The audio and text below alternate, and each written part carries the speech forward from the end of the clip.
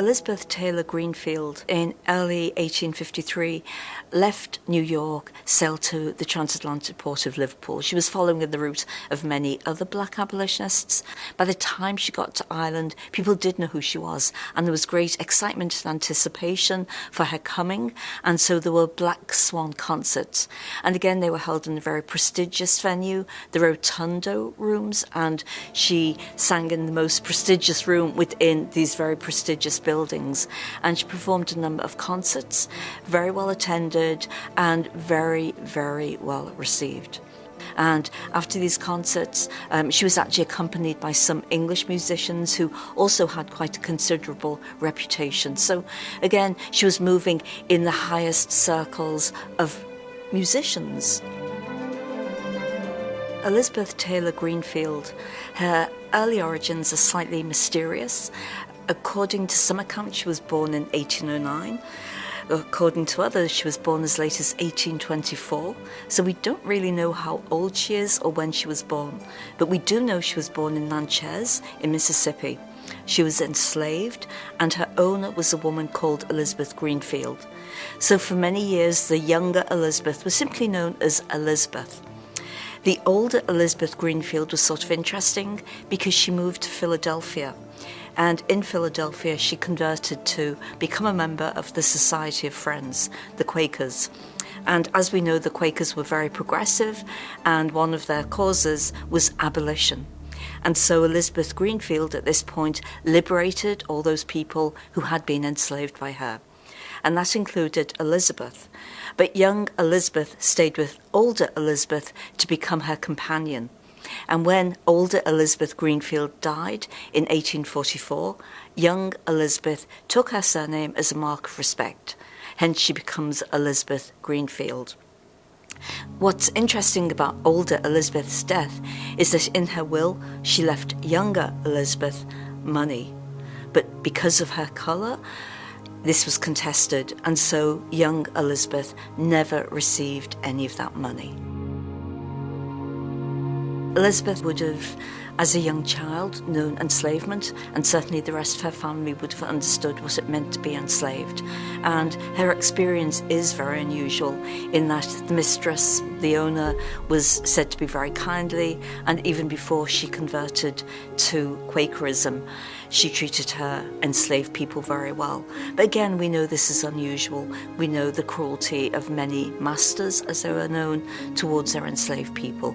So in many ways, Elizabeth was fortunate, and particularly fortunate because at a young age, she was liberated. We don't know much about Elizabeth's early life or about older Elizabeth Greenfield, but the fact she moved to Philadelphia and immediately liberated her enslaved people tells you something about her and about the personal journey she was going through. Philadelphia was interesting. We know it as a city that had been founded by a Quaker and was particularly associated with Quakers, therefore in many ways progressive. But we also know that even though it was part of the free northern states, people in the northern states were not really free, and there was a lot of pro-slavery feeling. And so in 1838, for example, a beautiful hall in Philadelphia was burnt by pro-slavery people because there had been an anti-slavery meeting in it. So the issue was very polarizing, even in somewhere like Philadelphia. And even though young Elizabeth had been liberated and was free and was in pretty financially comfortable circumstances, she encountered prejudice.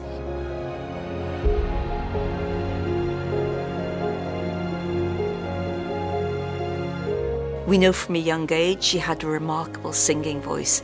She was a very talented musician. She could play the harp, the piano and the guitar, but it was her voice that really stood out.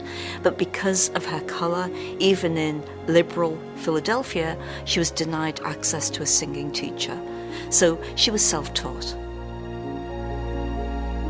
The Fugitive Slave Act In theory, it didn't affect free black people, but in reality, it was sometimes used as a weapon to intimidate them and sometimes to actually enslave them. The original act was passed 1793, and so when we think of Frederick Douglass, who self-liberated in 1838 and went to, again, the free northern states, he wasn't totally safe. Even at that stage, anybody residing in a free northern state who had self-emancipated was under law a fugitive slave, and at any point they could be captured and returned to enslavement. But when people think of the Fugitive Slave Act, they mostly think of the Act of 1850, which in fact was a response to the fact people like Frederick Douglass had self-emancipated and were getting a lot of positive attention.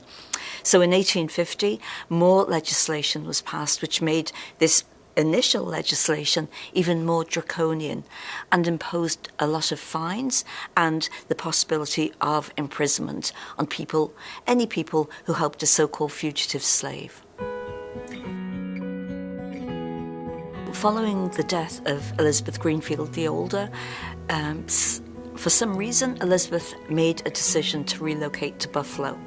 And Buffalo was near to the Canadian border, and a lot of black people went north on the grounds that they felt safe, that if anything happened, they could escape very quickly. So we don't precisely know her reason for going to Buffalo, but that might have been the whole issue of safety, or it seems she had a circle of friends in Buffalo, because soon after arriving there, she did perform, initially in private homes, and then she was persuaded to perform publicly, and people were just so impressed with her voice.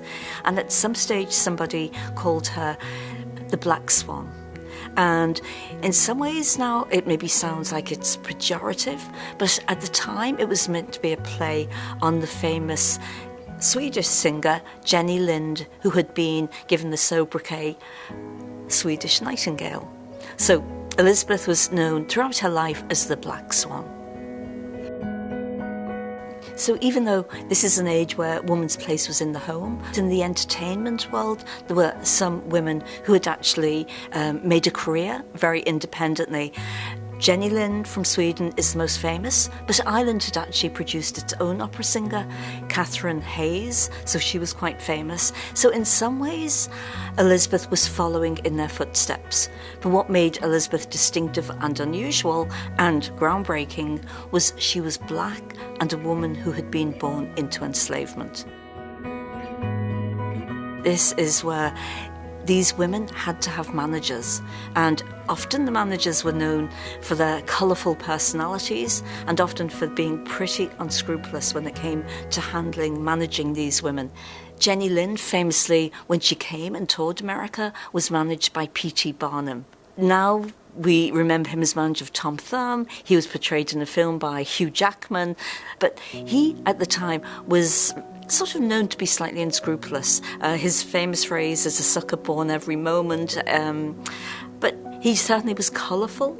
He's Bridgeport man, and in Bridgeport he was known to be a great philanthropist. He was the man who brought Jumbo the elephant back to his home in Connecticut. So again, a very flamboyant character. He managed Jenny. Elizabeth was managed by a man, J. Wood. We don't know too much about him, except he also seems to be pretty unscrupulous.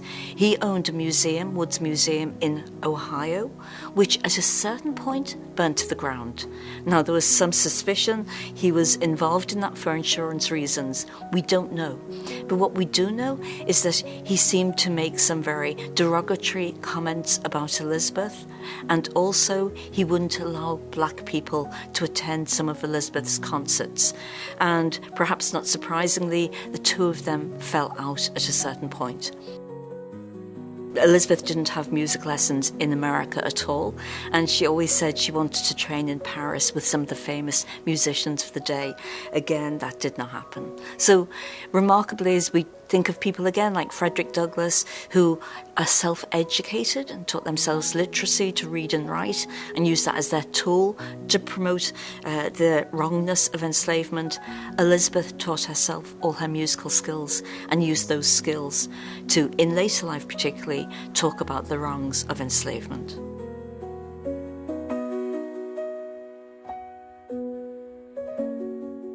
Elizabeth Her voice was remarkable. People were starting to notice her. When audience went, they were enraptured by the range of her voice. But the press and even friends would see her through a racialized prism. That's very clear.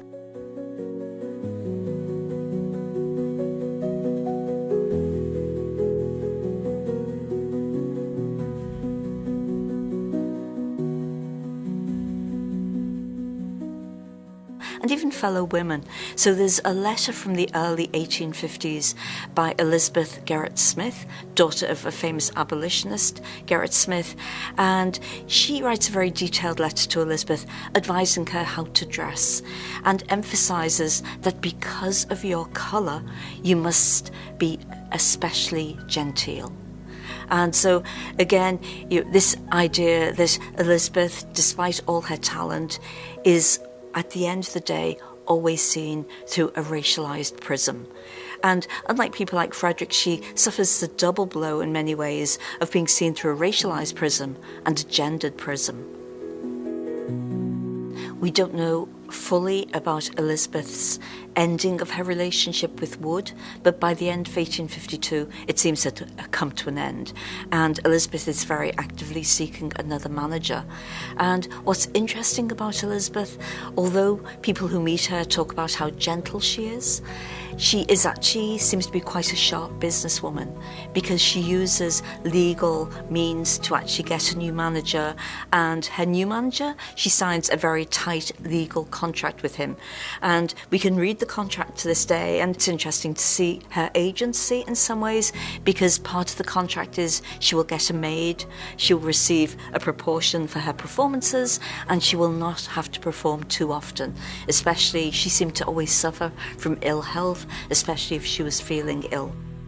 When she's in New York, she is actually allowed to play at the Metropolitan Hall, and this holds 4,000 people, and it was crowded, and again the audience were enamoured with Elizabeth's performance. But some people objected to a black woman being on the stage in such a prestigious venue, and so almost 200 extra police were brought out to protect the building that evening, the evening she performed.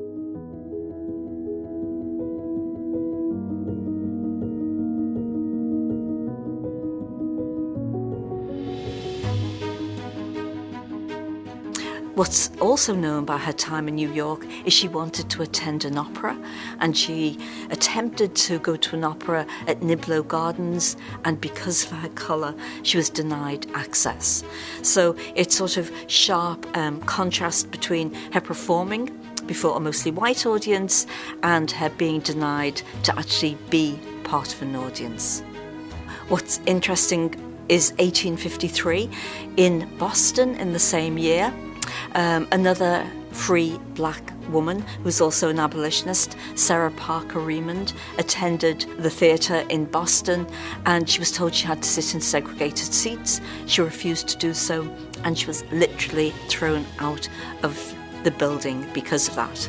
But Sarah Parker Remond was no wallflower, and she knew how to manipulate the press and indeed the law, because she sued the theatre and she won. But again, both of those incidents happened against black women in 1853 in the so-called free northern states. So again, it's a very telling insight into how deep-rooted the prejudice was. Elizabeth did confound critics, and she confounded critics who themselves were black. And Frederick Douglass is a very interesting example, because initially he was very favourable when he heard her. He actually heard her sing in Rochester and felt she was just a magnificent example of what black people could do if they were given the freedom to do so. He later then became slightly more critical of her and the fact she had a white manager.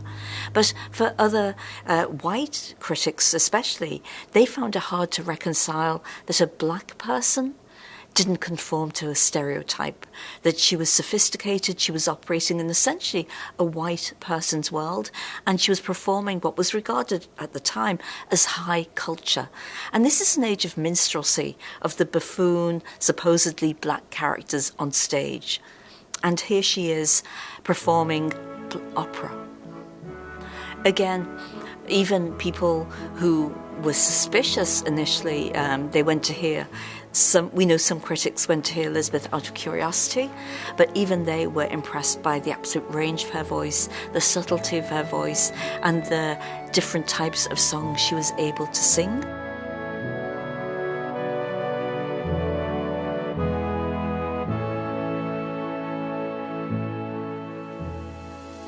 She was an all-rounded musician. She didn't just sing, she could play her own instruments. And again, we know all of this was self-taught.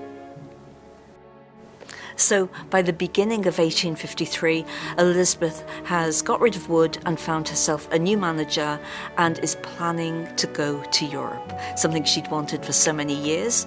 And her journey to Europe commences in New York. Elizabeth, in early 1853, left New York, sailed to the transatlantic port of Liverpool. She was following the route of many other Black abolitionists. What marks her out as unusual, though, is she was actually allowed a first-class cabin. And again, we know people like Frederick Douglass in 1845. His friends had purchased him a first-class cabin, but as soon as he arrived on the boat, the Canberra, he was told he had to go steerage because of his colour. We know in 1859, Sarah Parker Remond, her friends had bought her a first-class cabin, but as soon as she boarded the ship in Boston, she was denied it. So something different happened to Elizabeth. She was allowed the luxury, in many ways, of a first-class cabin. It could be quite a tumultuous journey across the Atlantic.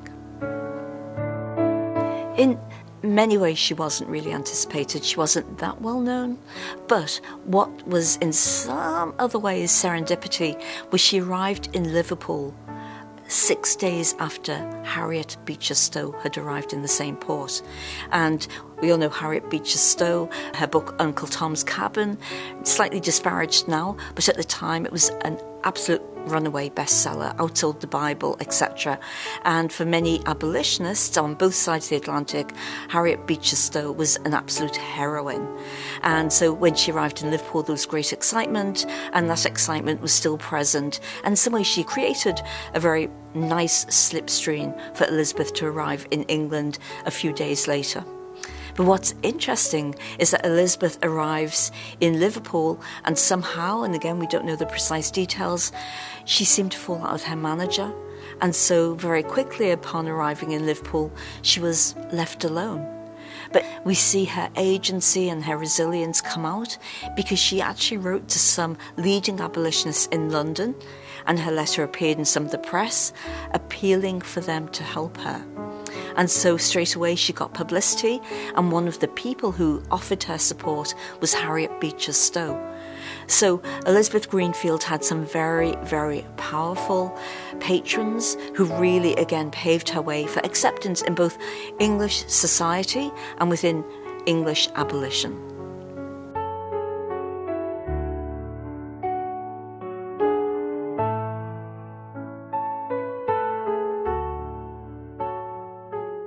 So we know from Harriet Beecher Stowe's diaries that they met and they had a very close relationship. And I think encouraged by her relationship with pretty powerful patronages, she really, what we would say now, is protected her brand. She didn't give a public performance for a few weeks. She waited, but meanwhile stories were being fed to the newspaper. So she seems to have been a very clever publicist. If she was advised very wisely, because by the time she did appear, the public were really excited to hear this black opera singer perform. Harriet Beecher Stowe, again, really took her under her wing. For her first public performance, it was Harriet Beecher Stowe who bought her dress.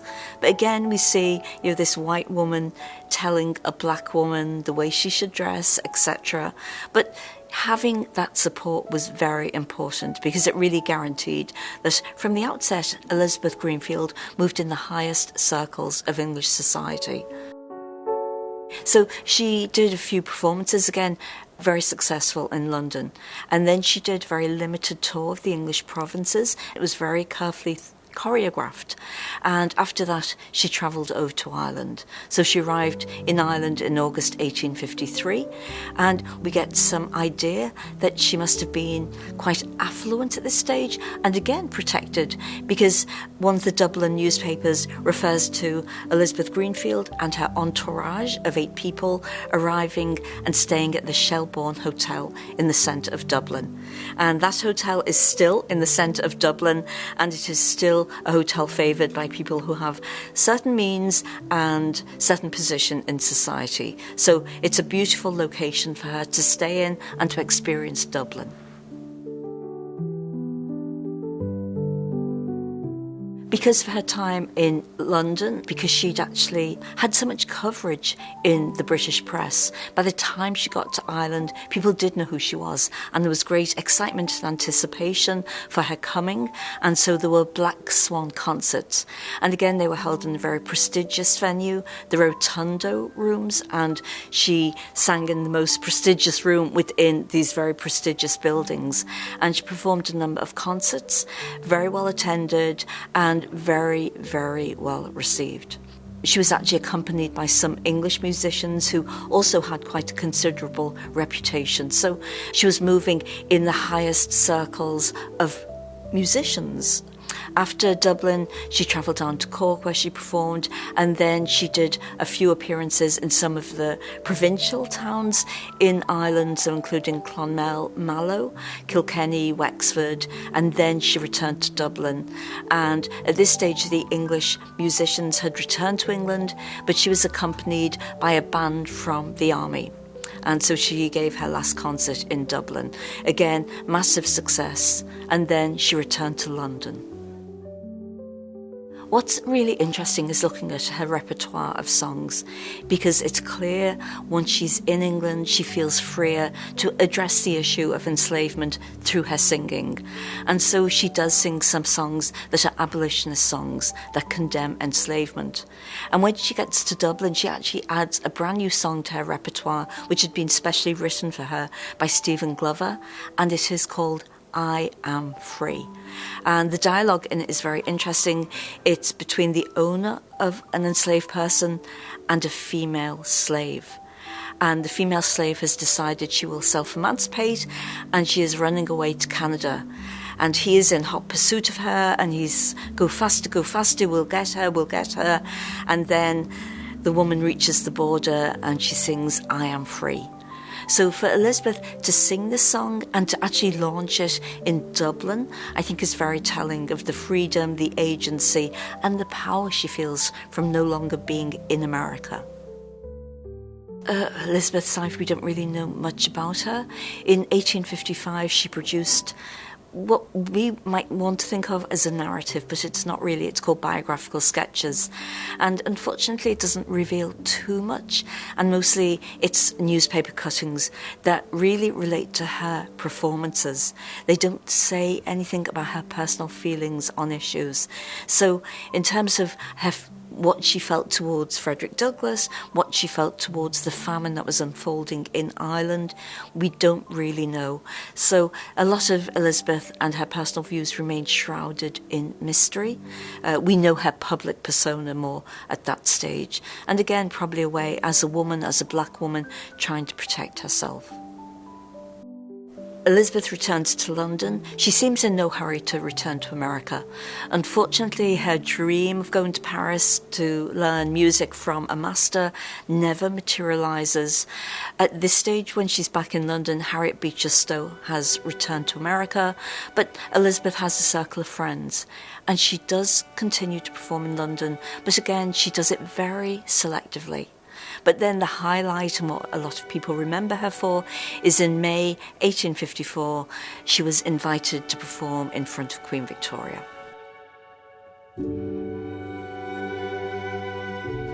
And I think for that performance, she received the princely sum of £20, but more the prestige of performing in front of the Queen of England. So that was something when she returned to America people would refer to.